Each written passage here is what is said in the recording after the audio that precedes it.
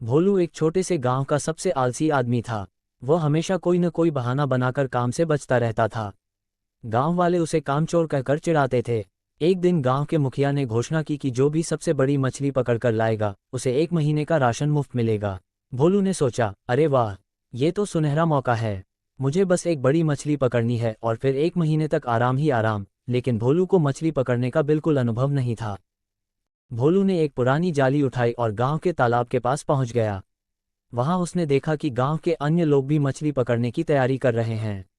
भोलू ने सोचा, अगर मैं सबसे बाद में मछली पकड़ने के लिए जाल डालूंगा तो सारी मछलियां खत्म हो जाएंगी। मुझे कुछ अलग करना होगा।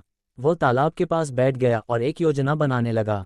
तभी उसकी नज़र तालाब के पास खेलते बच्चों पर पड़ी।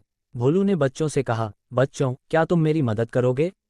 मैं तुम्हें बदले में कुछ मिठाइयाँ दूंगा। बच्चों ने खुशी खुशी हाँ कर दी।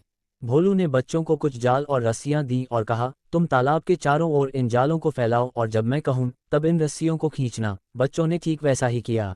भोलू ने तालाब के एक कोने में अपनी जाली डाली और आराम से बैठ गया।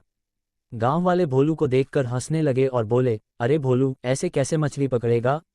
लेकिन भोलू मुस्कुराता रहा और इंतजार करता रहा। अचानक भोलू ने बच्चों को इशारा किया और बच्चों ने रस्सियां खींच लीं। चारों तरफ से जाल खींचे जाने पर तालाब की बहुत सारी मछलियां भोलू की जाली में आ गईं। भोलू ने एक बड़ी मछली को अपनी जाली में फंसा लिया और खुशी खुशी उसे मुखिया के पास ले गया। मुखिया ने भोलू की मछली देखकर कहा, भोलू, तुमने कमाल कर दिया। ये सबसे बड़ी मछली है। 1 महीने का राशन तुम्हारा। गांव वाले आश्चर्यचकित रह गए और भोलू की तारीफ करने लगे। भोलू ने हंसते हुए कहा, दोस्तों, कभी कभी मेहनत से ज़्यादा दिमाग लगाना पड़ता है। गांव वाले उसकी बात सुनकर हंस पड़े और समझ गए कि भोलू का आलस्य भी कभी कभी काम आ सकता है, बशर्ते उसे बुद्धिमानी से इस्तेमाल किया जाए। इस कहानी से हमें यह सीखने को मिलता है कि कभी कभी हास्य और बुद्धिमानी से भी हम अपने लक्ष्य को हासिल कर सकते हैं, बशर्ते हमें सही समय पर सही तरकीब सूझ जाए।